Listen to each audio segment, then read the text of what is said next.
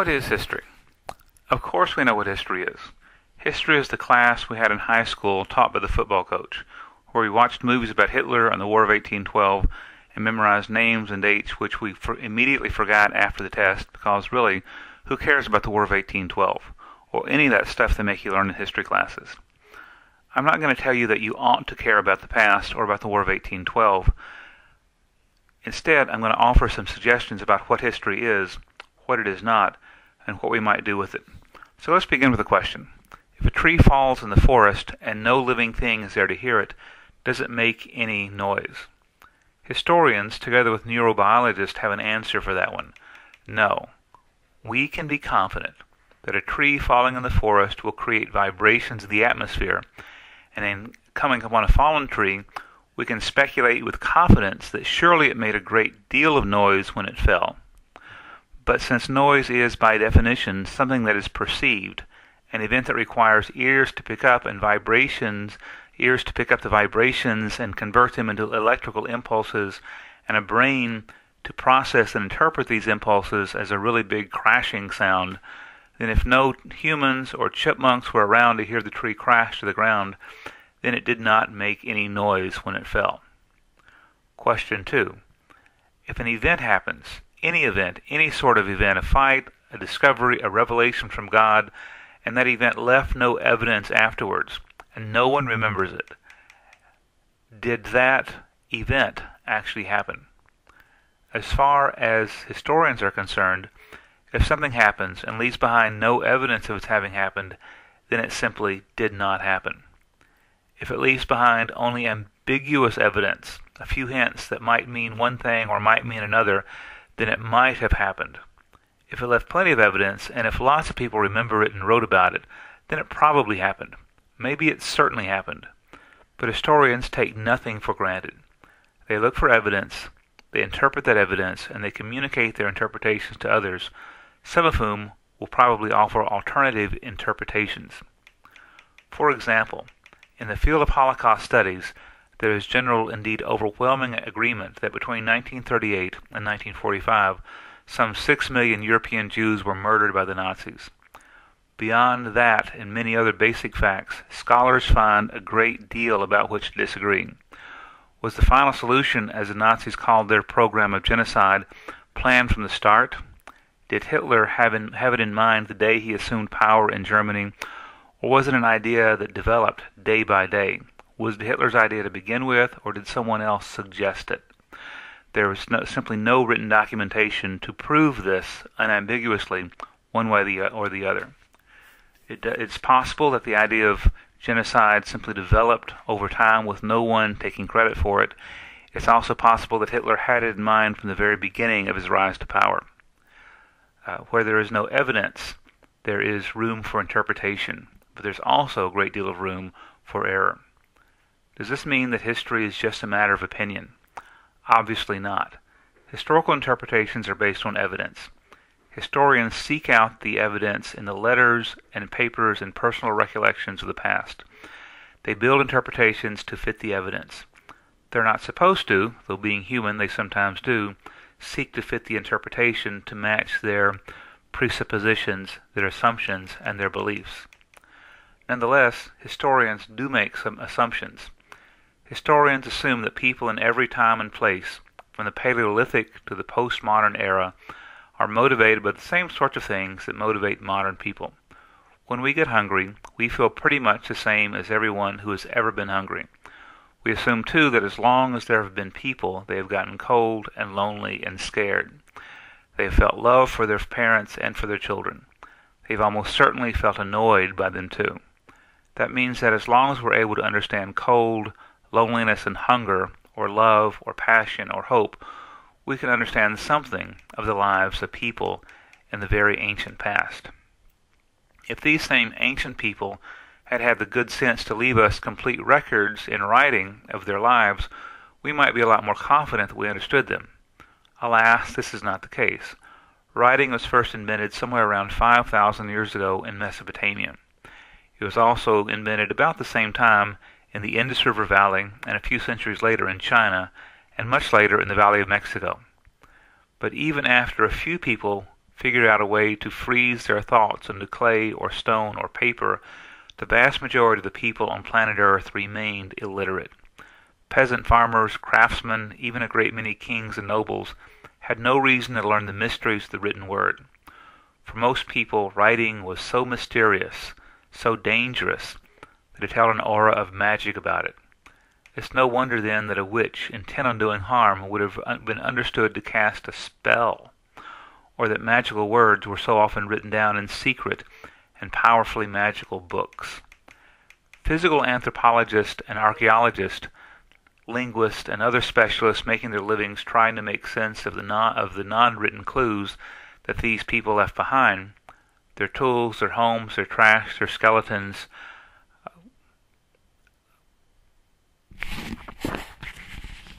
Historians, while making free use of the works of these other specialists, build their understandings of the past on written documents. This means that anything that took place before the invention of writing is necessarily prehistoric. And for a great many cultures whose languages were not preserved in writing until the 19th to 20th centuries, the prehistoric is not all that long ago. And often, even very recent events are carried only in the memories of witnesses and participants. Many historians have turned to oral histories, conducting interviews, in order to capture an experience of the past before the memory dies. So then, given their grave limitations, unable to make sense of pre-literate cultures and dependent on the survival and readability of words, which necessarily reveals only a fraction of the human experience, how do historians make sense of anything? They make use of the historical method. Historical method begins with either a relic or a narrative. Both require interpretation, and both can be more or less than they appear to be. An example of a relic can be found in the town of Hodgenville, Kentucky, where if you ever visit Hodgenville, you will undoubtedly want to go to Abraham Lincoln's birthplace, National Historic Park. I mean, really, there's not a whole lot else to do in Hodgenville. Inside the memorial building is a primitive log cabin that, for most of the 20th century, was presented as the very log cabin in which the 16th President of the United States was born. Unfortunately, as relics go, this one has proved to be a little unreliable. Abraham Lincoln was almost certainly born in 1809 on the site of the current cabin, but when Henri Gricineau-Mayer, an expert on dendrochronology, the science of dating wooden objects based on the variations of the width in their tree rings, found that the trees used to build the cabin in which Lincoln was born had been alive and growing, some of them as late as 1860. The relic wasn't exactly a fraud. The National Park Service was careful to represent it as a symbolic representation, but millions of schoolchildren, including me, who had trekked to Hodgenville to see the cabin, felt just a little bit conned. Things are sometimes not what they seem to be. With narratives and other written documents, deciding precisely what they are and how they ought to be interpreted is equally challenging. Historians spend a great deal of time, as one historian put it, reading dead people's mail. We also read their wills, their death certificates, their shopping lists, their diaries, and, depending on what we're trying to understand, just about everything else a person of interest might leave behind for us. Yet even such primary sources as letters describing a battle in which the writer participated has to be interpreted with care. Soldiers are usually experts on everything that happened within their field of vision. Yet that doesn't keep them from writing about what they did not participate in firsthand. Often in letters and diaries, it's nearly impossible to separate memory, which can itself be slippery, and rumor, and wishful thinking, and braggadocio, and critical omissions and outright lies. In ancient literature, it's sometimes hard to tell if a story reflects actual events or pure imagination. The Iliad, for example, has so many mythic elements that the whole story is easily dismissed as having no more historical reality than Hogwarts. Yet the 19th century discovery of the city of Troy by Heinrich Schliemann suggests that somewhere in there one might find a few nuggets of historical narrative. Even if we don't, the Iliad gives us a brilliant picture of the mind of the ancient Greeks.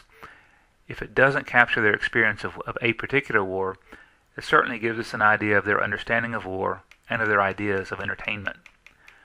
Chances are, when you took history in high school, the football coach had you read a textbook that summarized a great deal of information about the past, and it was probably boring. Textbooks are odd things, and unless you have a contract to write one, most historians don't like them very much.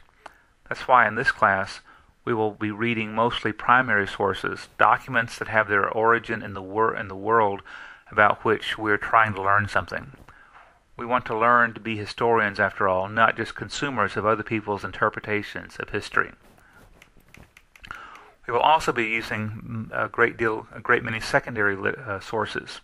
Secondary literature, whether ancient or modern, provides an interpretation of the primary material. Good secondary literature makes use of the historical method, brings together a lot of primary sources, and offers well-reasoned interpretation. Textbooks and encyclopedias, because they're based on secondary literature, are considered tertiary, even further removed from the world we're trying to understand. Historians also base their interpretation of the past on a host of broad historical theories. These come in all sorts of shades, and while we cannot explore all of them, it's interesting here to pay attention to a few. In Macbeth, the murderous king, hearing of his wife's death, muses, "Life is but a walking shadow, a poor player that struts and frets his hour upon the stage, and then is heard no more. It is a tale told by an idiot, full of sound and fury, signifying nothing." We could say the same thing of human history. It means nothing. It is just, as Arnold Toynbee complained, one damn thing after another. It is a tale told by an idiot, full of sound and fury, signifying nothing. Such a nihilistic approach to history is a fundamental theory. It can neither be proven nor disproven, but, like any such point of view, tends to determine what we look for and what we find. Equally impossible to prove or disprove is a theory we might call progress. Progress assumes all evidence to the contrary, that human history is a chronicle of upward movement from the poor and primitive when life was, in the words of Thomas Hobbes, solitary, poor, nasty, brutish, and short, through a host of challenges and problems over which humanity has always prevailed as we march onward to a better future. Individuals and communities might suffer along the way, but as a whole, says believers in the idea of progress, we can confidently believe that the future will be better than the past. Among notable believers in the idea of progress was the philosopher Karl Marx, who saw human history as an ongoing conflict between economic groups. Marx developed this idea of class conflict from the 18th century philosopher Georg Wilhelm Friedrich Hegel, who argued that human history can be understood as a series of ongoing conflicts of ideas. One can imagine Hegel or Marx watching a football game. As long as only one team is on the field, nothing interesting happens. It takes conflict to have a game, or for history to happen. History is not the final score, but the game itself, when conflicting ideas and goals shape the present and the future. For Hegel, the conflict was between ideas. For Marx, the conflict was between the exploited classes of laborers and the exploiting classes of property owners. Marx was confident, optimistic, that just as the old nobility of Europe had been overthrown in the American and French revolutions, the newly empowered capitalist would finally be overthrown by the working people and would lead to a conflict-free, and therefore history-free, society. Much of the history that gets taught in high school is of the great man, great woman variety, another assumption. This assumes that what really matters are the lives of a few exceptional people, the George Washingtons and Napoleons of every generation. Supporting this theory is that such people really do make a large impact, for better or worse, than do most average people. Yet the great man, great woman theory also tends to ignore the lives of the millions of ordinary people who make history happen, and the slow changes in the lives of everyone, changes in eating habits, evolving fashion, ways of thinking about marriage and marriage rituals and funerary rites. These, the social and cultural historians argue, are the slow currents of life that moves an entire culture in ways far more important and lasting than the occasional war or political fracas. So this is the study of history. It's a big, complex, and endlessly fascinating topic. Welcome to the study. Enjoy the ride.